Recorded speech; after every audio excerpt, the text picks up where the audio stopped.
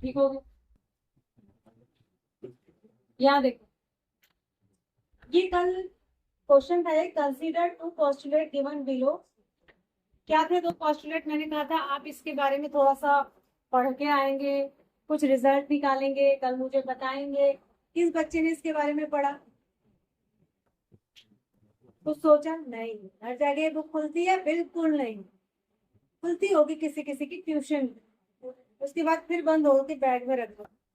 और जो तो ट्यूशन नहीं जाता उसका तो खोलने का सवाल ही पैदा नहीं है ना।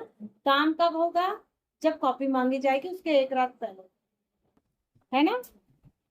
हाँ कह रही है क्योंकि सत्यवादी हरिश्चंद्र बोल। क्या कह रहा है? Given any two distinct point A and B, there exists a third point C which is in between A and B.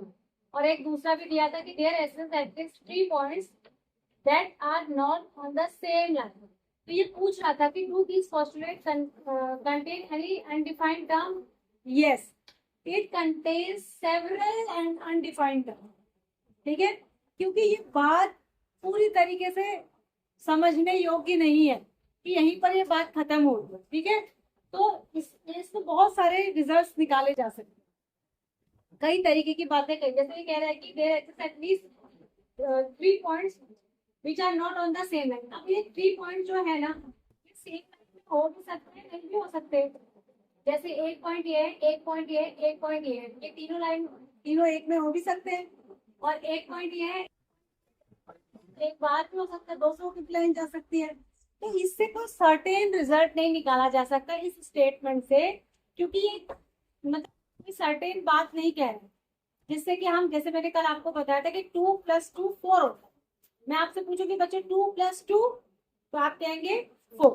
ठीक है, अगर मैं यहाँ लिख के दे दूँ 2+2 और इस तरफ 4 लिख के दे दूँ, तो आप बड़ी आसानी से इसके बीच में इक्वल टू का साइन लगा सकते हैं, क्योंकि आपको पता है कि 2+2 4 ही होता है। इससे कोई भी दूसरा रिजल्ट आने की संभावना नहीं। ठीक है, बट ये बात कोई सर्टेन बात नहीं। ठीक है, ठीक है, कह रहा है given any two distinct point A and B, there exist a third point C which is in between A and B. अब ये क्या कह रहा है ना, बिटवीन का मतलब अलग होता है, मिड पॉइंट अलग होता है। जैसे ये इन बिटवीन कह रहा है, ठीक है, ये क्या कह रहा है? In between. अब ये बताओ, जैसे अगर ये कह रहा है, कहता कि ए और बी को पॉइंट, तो उनका मिड पॉइंट एक ही हो सकता है, सी कहता, तब तो बात ठीक थी। लेकिन ये कह रहे हैं कि इनके बीच में एक पॉइंट होगा सी, तो इनके बीच में बहुत सारे पॉइंट हो सकते हैं। तो इसकी बात क्लियर नहीं हो रही। बात समझ रहे हो? ये क्या कह रहा है? क्लियर सेंटेंस देंगे तो इससे बहुत सारे रिजल्ट निकाले जा सकते हैं। ठीक है ना। दूसरा ये कह रहा था क्या क्या आर दीज पोस्टुलेट कंसिस्टेंट? हाँ, ये कंसिस्टेंट तो है, क्योंकि दोनों अलग अलग बातें कह रहे हैं। कंसिस्टेंट इसलिए है कि दोनों क्या कह रहे हैं? अलग अलग बातें कह रहे हैं, एक की बात दूसरे में मिक्स नहीं है। उसके बाद कह रहे हैं do they follow from Euclid's postulate? कोई यूक्लिड का पोस्टुलेट फॉलो करते हैं क्या? ये नहीं, यूक्लिड का पोस्टुलेट फॉलो नहीं करते। यूक्लिड का ये एक एक्सियम फॉलो करते।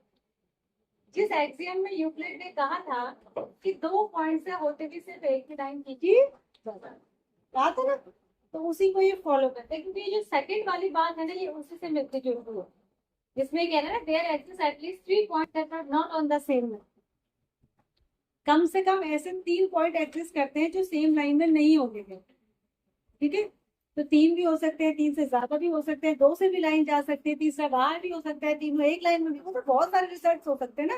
ये बात क्लियर नहीं, लेकिन ये फॉलो किसको करते हैं? ये बात निकल के कहाँ से आएगी? किस वाले एग्जाम से? जो यूनिट का हमने 5.1 वाला शायद एग्जाम था, ये पढ़ा था ना हमने, तो इसी से मिलती जुलती हुई ये बात है। तो ये एक एक्सप्लेनेटरी क्वेश्चन है, जिसमें कि आपने खाली तर्क देके अपनी बात का आंसर करना है। ऐसे क्वेश्चंस एग्जाम में नहीं आते, ऐसे क्वेश्चन एग्जाम में नहीं आते। ये सिर्फ चेक कर रहा है आपके चैप्टर की समझ कि आपको चैप्टर की अंडरस्टैंडिंग हुई कि नहीं हुई, कि हम इस चैप्टर में क्या पढ़ रहे हैं। तो देखो, यूक्लिड ने जितने पोस्टुलेट या एक्सियम में बात कही है ना, वो पॉइंट टू पॉइंट क्लियर बात। जैसे उसने कह दिया कि दो पॉइंट से होते हुए एक लाइन जा सकती है, एक ही लाइन जाती है, वो रिजल्ट बिल्कुल फिक्स है। आप ये नहीं कह सकते मैम इसमें कंफ्यूजन है कि दो पॉइंट से होते हुए एक लाइन भी जा सकती है, दो भी, ऐसा नहीं है। दो पॉइंट से होती हुई सिर्फ और सिर्फ क्या एक ही लाइन। उसने कहा कि एक पॉइंट से पास अनडिफाइंड अनकाउंटेबल लाइन हो सकती है, ये भी बिल्कुल फिक्स बात है। इसमें कहीं कंफ्यूजन का सवाल ही नहीं। हम देख ही रहे, इसको प्रैक्टिकली करके देख सकते हैं। लेकिन जो ये बात कह रहा था 3 पॉइंट वाली, वो बात फिक्स नहीं है भाई। दो तीनों पॉइंट जो है एक ही लाइन में हो भी सकते हैं, नहीं भी हो सकते, बाहर भी हो सकते हैं, इससे तो बहुत सारे रिजल्ट आ जा रहे हैं। तो ये कोई फिक्स बात नहीं है, इससे अलग अलग रिजल्ट निकाले जा सकते हैं, जो इसको जैसे समझ ले वाली बात, ठीक है ना। लेकिन यूक्लिड की जितनी पोस्टुलेट है, एक्सियम है, वो ऐसे स्टेटमेंट है जो यूनिवर्सल ट्रूथ है, वो आप अपनी डे टू डे लाइफ में, जीवन में देखते हैं कि ऐसा होता है, हो रहा है। जैसे उसने कहा कि इक्वल से इक्वल माइनस करो तो इक्वल बचता है, ये बिल्कुल फिक्स बात है या नहीं। इक्वल में इक्वल ऐड करके इक्वल ही आता है, ये बिल्कुल ट्रू है। जैसे उसने कहा कि पार्ट से हमेशा होल बड़ा होता है, ये भी बिल्कुल ट्रू है। ये हम अपने जीवन में, अपने व्यवहारिक जिंदगी में, डे टू डे लाइफ में देखते हैं। तो इसमें कहीं भी कंफ्यूजन का सवाल नहीं है। लेकिन ये स्टेटमेंट जो है, इनसे कोई भी एक फिक्स रिजल्ट निकाला नहीं जा सकता। बात समझ आ गई आपको कि नहीं? आगे बढ़ते हैं। उसके बाद पेज कहाँ गए? उसके बाद देखो, कल हमने कुछ क्वेश्चन करे थे सिलेबस में, कुछ क्वेश्चन कल करे थे और कुछ क्वेश्चन रह भी गए थे।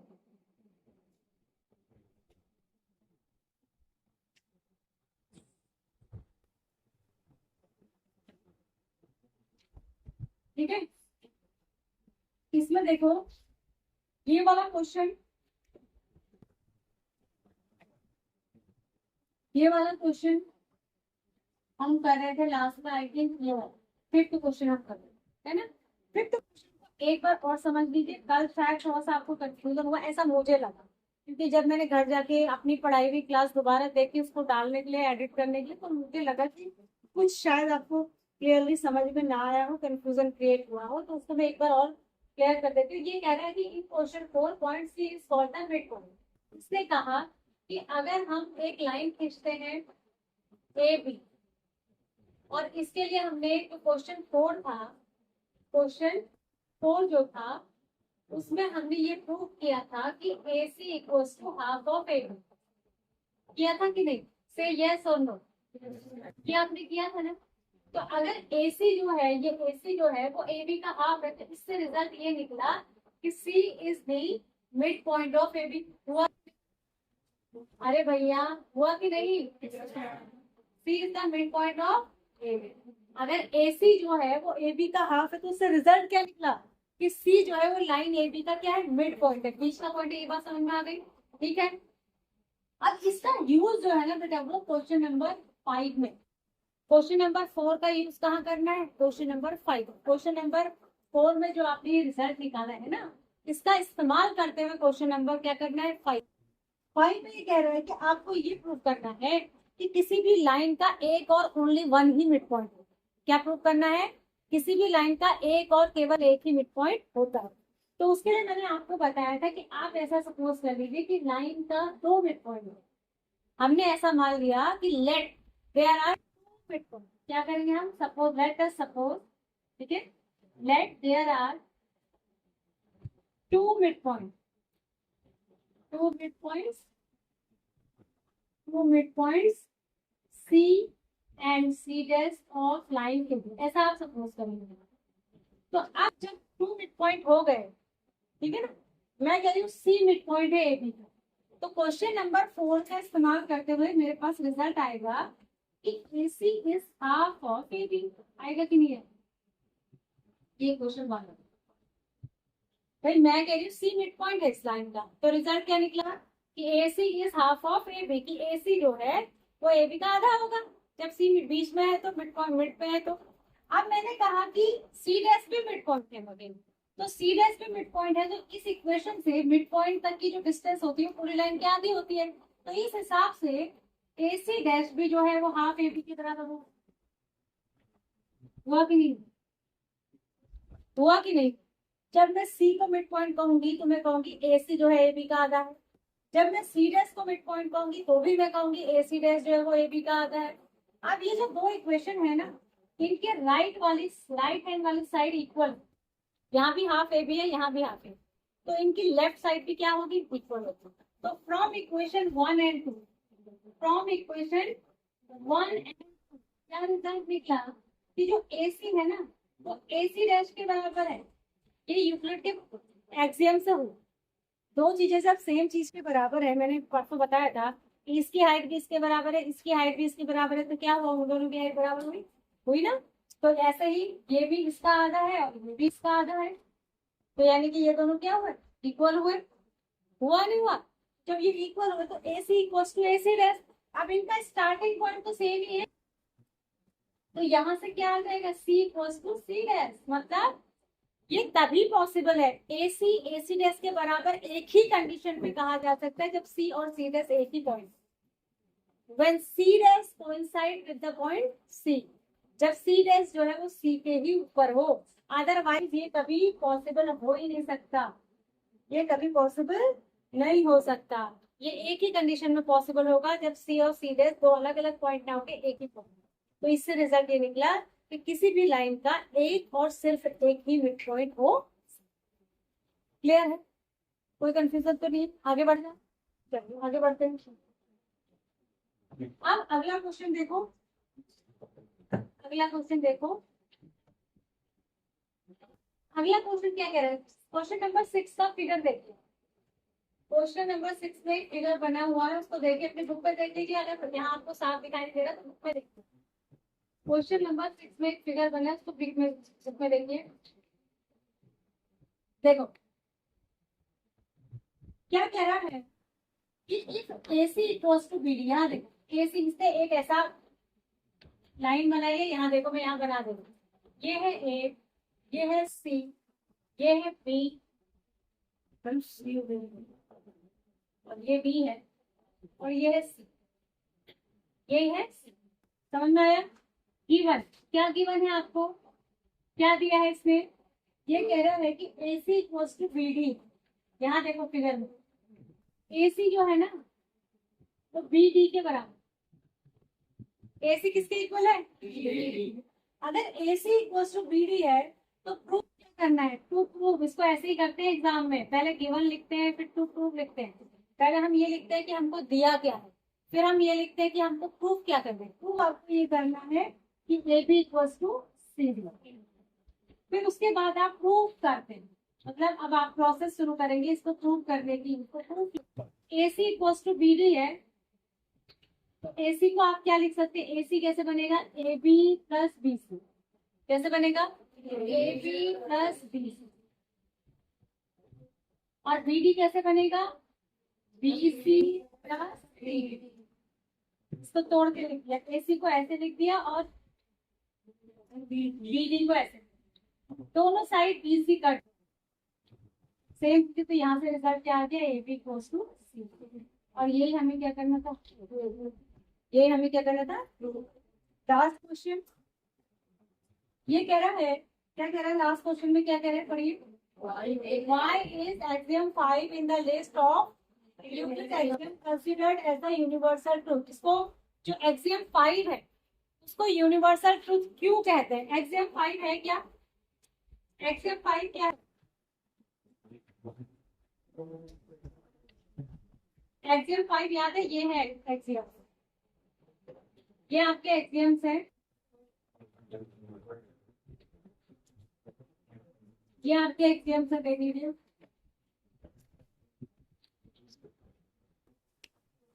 क्या कह रहा है एक्सियम 5, क्या कह रहा है,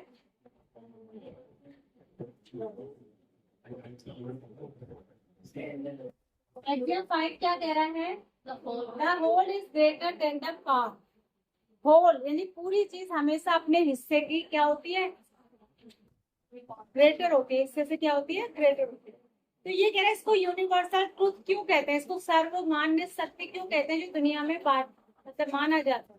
तो आप ये इसका एक्सप्लेनेशन देना है आपको, आप कहेंगे क्योंकि ये जो इस एक्सियम में कहा गया है ना, एक्सियम 5 में, ये हमारी डे टू डे लाइफ में डिफरेंट फील्ड्स में लागू होती है, और हम इसे प्रैक्टिकली क्या करते हैं, देखते हैं अपने जीवन में।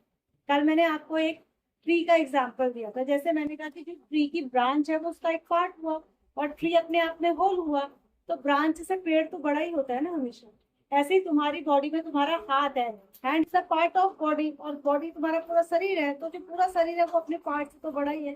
तो हम इसे अपने जीवन में, अपने डे टू डे लाइफ में, अपनी रियल लाइफ सिचुएशन में इसको फॉलो होता हुआ देखते हैं, इसको प्रूव करने की जरूरत नहीं है।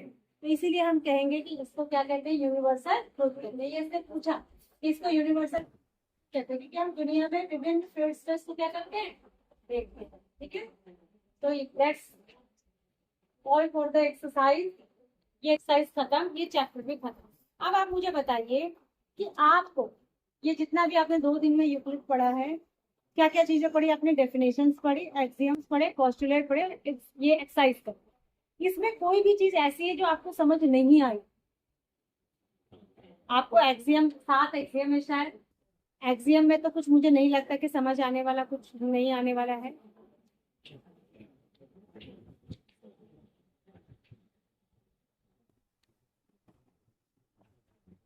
देखो इससे ना नीचे क्लास में एक कोड भी किया है, इसमें क्या लिखा है, note that the question is not about the fifth postulate.